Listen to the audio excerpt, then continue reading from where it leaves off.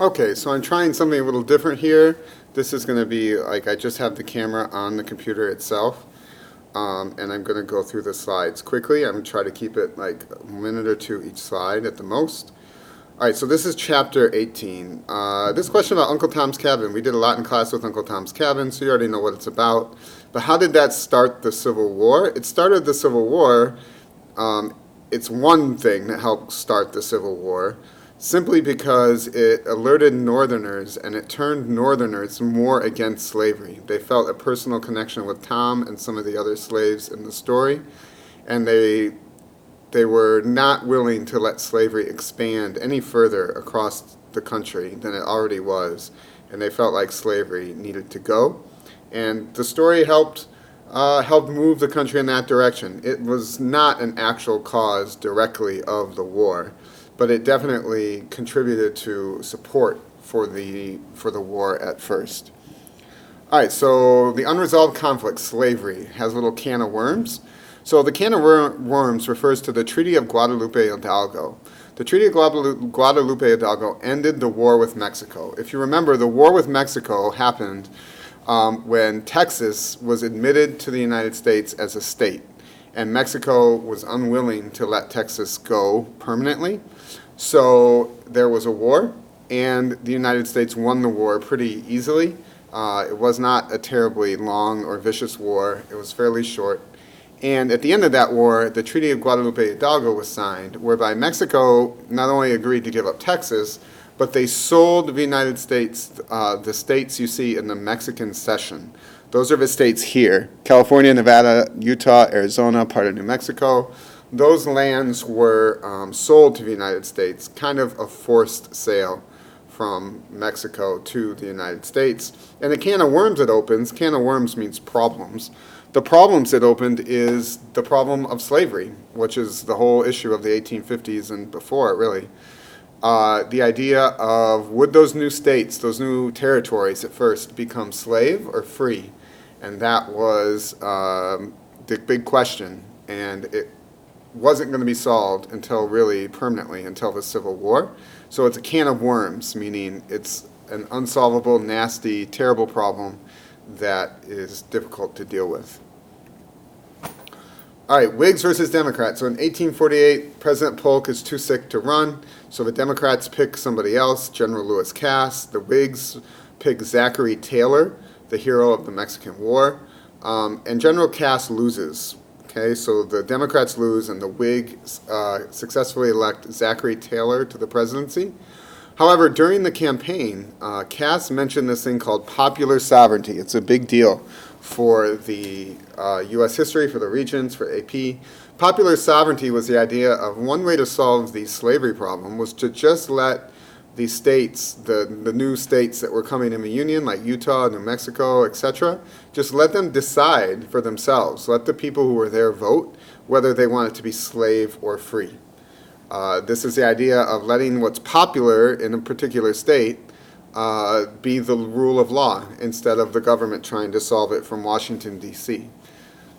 This was a very popular idea among Democrats especially. All right, in 1849, gold is discovered in California. There's a video there you can watch about gold. It shows where the gold was actually discovered in California. You can see the river. The reality is the 1849 California gold rush was a bit of a lie. There wasn't that much gold in California, and there still isn't. People rushed out there on the hope and a dream that they'll get rich, and most of them did not. The only people who got rich were the people out there selling boots and hats and clothes and stuff associated with looking for gold. Those people made a lot of money, but the actual people who found gold was very small. However, it increased the population of California pretty fast, and so California applied to be a free state, and President Taylor secretly supported that. He didn't want Congress to make a decision about California. The South was angry about this because if California becomes a free state, there'll be 16 free states and 15 slave states. that would give California an edge, or not just California, but the North. The North would have 16 states without slavery, and the South would only have 15, and that gives the North more voting power in the Senate, because if you remember, the Senate has 2 senators from each state, and so this assumption of the South is that every single Northern senator would be against slavery, and so this was not acceptable to them. So there was another compromise. The compromise that you'll see worked out is going to be called the Compromise of 1850. And basically in any compromise, both sides need to get something. The South, of course, wanted more slave states, but they were more worried about the future slave states, the states of New Mexico, Utah, and Arizona, because they really thought they could grow cotton, which is crazy because those are mostly desert states, but they really thought they would be huge slave plantations.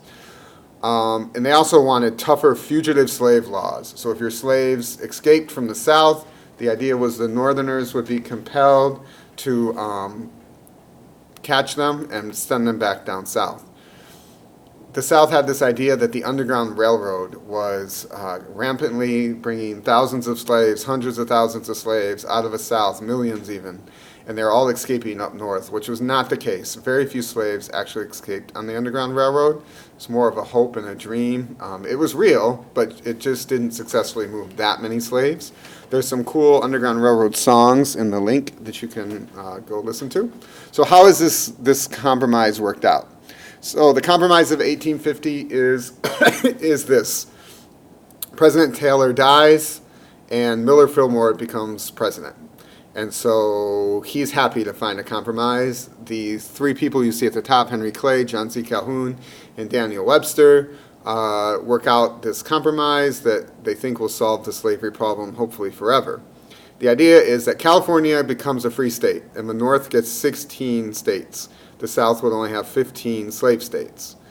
But Utah and New Mexico territories would be open in the future for slavery. Okay, so when they became states someday, they would probably have slaves. And the South got a fugitive slave law, a strict fugitive slave law where it was federal law that if you're in the North and you caught or found a slave escaped from the South, you had to send them back. That was the law. It ended up not being enforced very well, but that was the law. So for a brief time after 1850, things were sort of peaceful between North and South. It looked like things might work out, but it doesn't stay that way. The Gadsden Purchase is real simple on the test. It's just connected to Manifest Destiny. It's a little piece of land in Arizona and New Mexico that they wanted to build a railroad through to connect east and west. They never actually built the railroad because the land was not very good.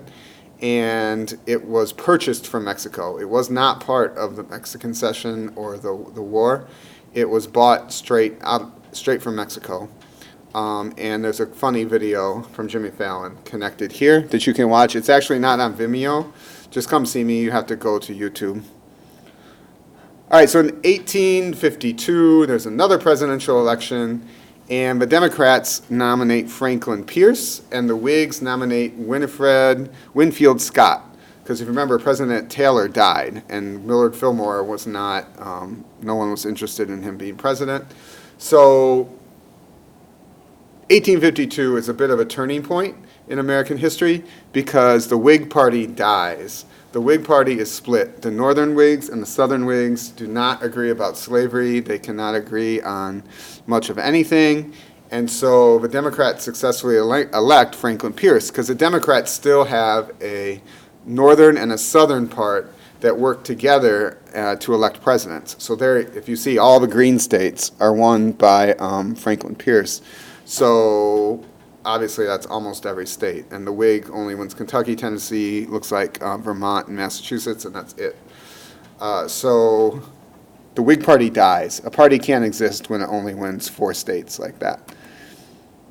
At the same time that all this is happening, the country is, some people in America are looking beyond this slavery conflict. And they're looking west, past the west coast of the United States, to Asia. And kind of fulfilling the dream of the European explorers, they find a way to start connecting with Asia. The U.S. and China signed the Treaty of Anghia to open up trade.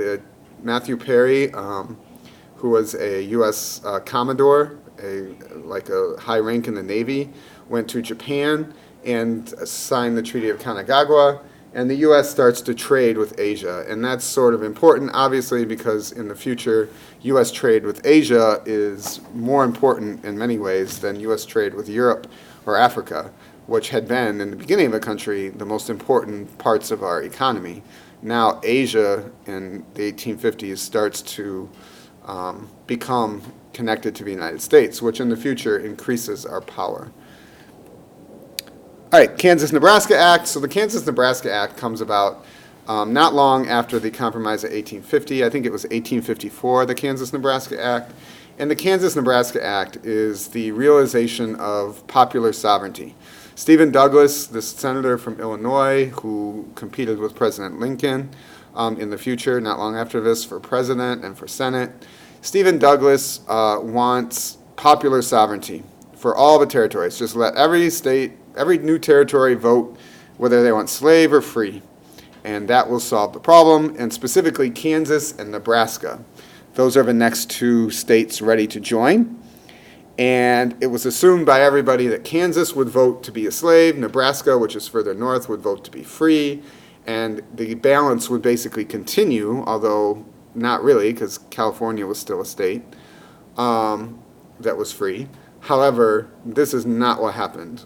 What happens is that Kansas and Nebraska, especially Kansas, flood with both pro and anti-slavery people.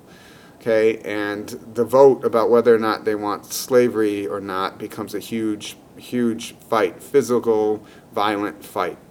Another problem is the fugitive slave law starts to just totally be ignored in the North, which pisses off the South.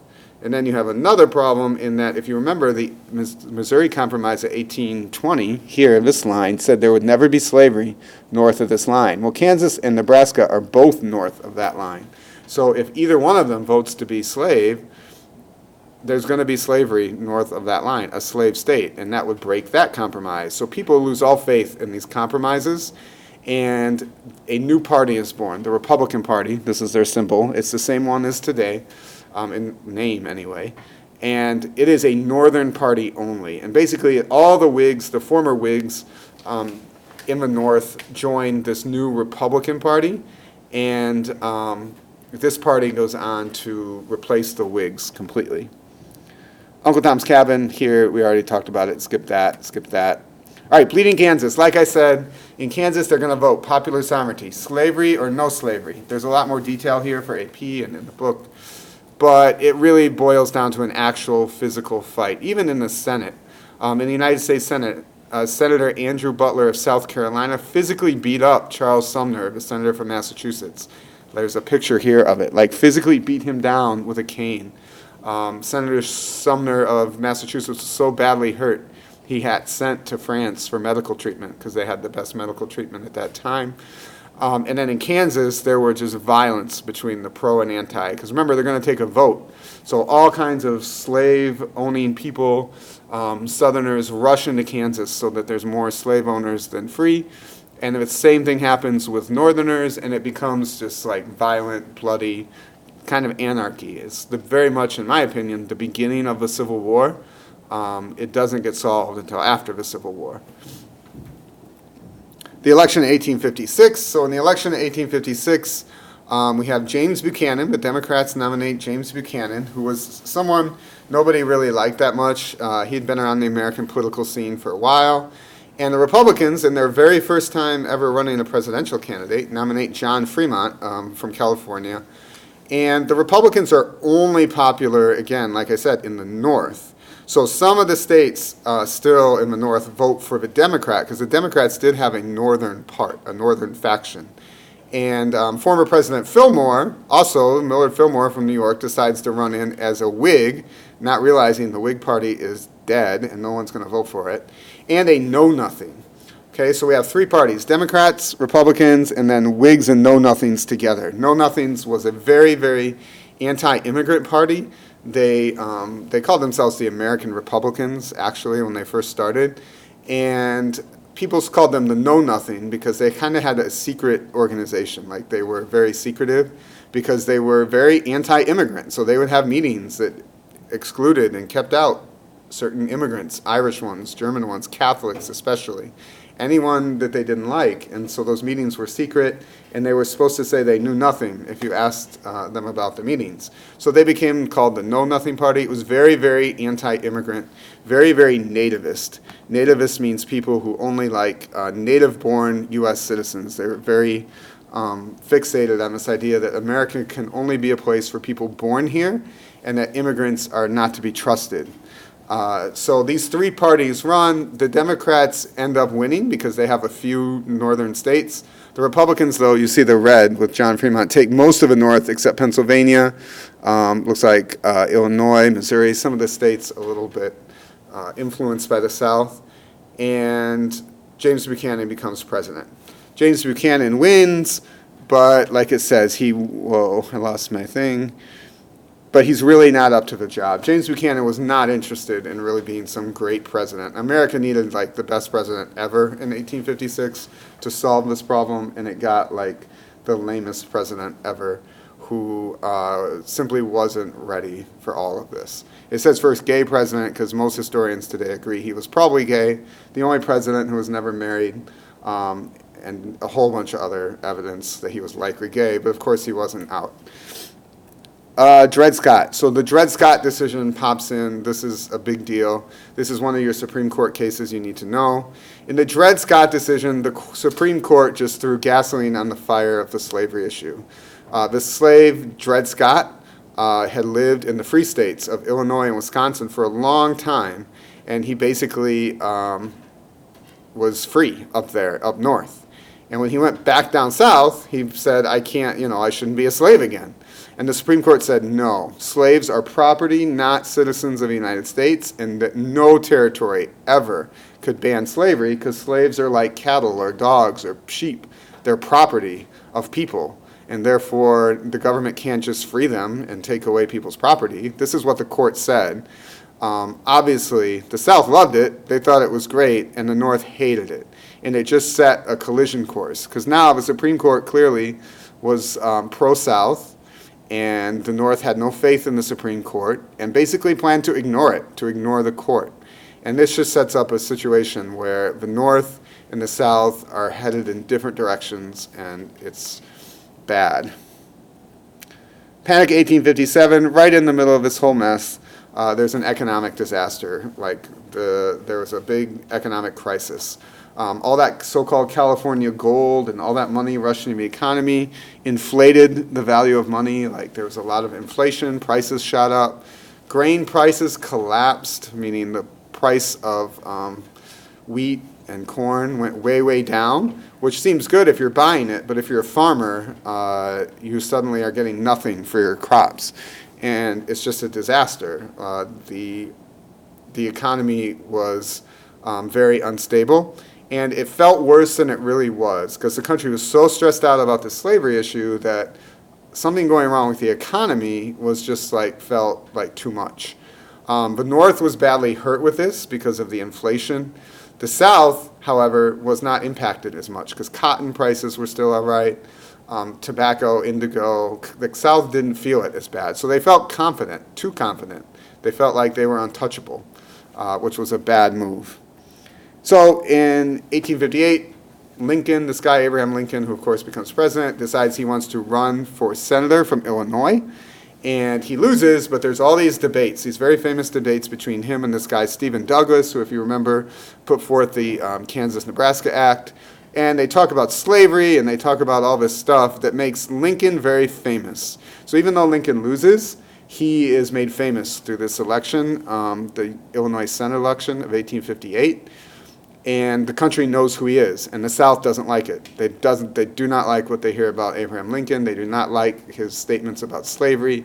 They have this idea that there's no way they'll ever be in a country with Abraham Lincoln as president. No way, no how. So, right in the middle of this entire mess comes another fuel for the fire, John Brown. John Brown was, he looks crazy in the picture because a lot of people think he was kind of crazy. He was very, very, very anti-slavery. He was a radical to the extreme. He raided and stole a whole bunch of guns from the U.S. federal government in Harpers Ferry, Virginia, and he wanted to give them to the slaves so the slaves could revolt and the slaves would free themselves. He did not plan it out well, and he got caught and he was killed. He was executed. He was hung. And to the north, he was a hero. Like, here's a man standing up for what's right, willing to give his life to help these poor slaves. And to the south, he was a terrible person. Like, John Brown was the sign of what the North is, which is a bunch of crazy abolitionists. So John Brown just, like, sets off more debate. And so in 1860, there's an election. This time it's Lincoln versus Douglas. Lincoln is running as the Republican, Douglas as the Democrat. Same two who ran against each other in Illinois in 1858. And this time, the Republicans win because virtually every single northern state you see in blue votes for Abraham Lincoln, but the South divides a little bit. The border states, the states close to the South, Kentucky, Tennessee, Virginia, they vote for this other person, Breckinridge, and the Democrats don't get enough votes to win. So Douglas loses. The South votes for Breckinridge. Whoops, I think I messed that up a little bit. The Southern Democrats, the actual Southern, the green ones, vote for Breckinridge. They vote for the actual Southern person because they hate Douglas. They don't like Stephen Douglas. So the Northern Democrats vote for Douglas, but there's not very many by this time. They're all Republicans. The only state that really votes for Douglas is Missouri, the Democrat. The South votes for Breckinridge, which is like a Southern pro-slavery person. And so Lincoln becomes president. In the end, Lincoln becomes president, and what did I say? The South hated him. And there's no way they will allow that to happen, so they leave. They cede from the Union. South Carolina is the first. They form a new country with the Confederacy here. We'll talk about this a lot in class, obviously. I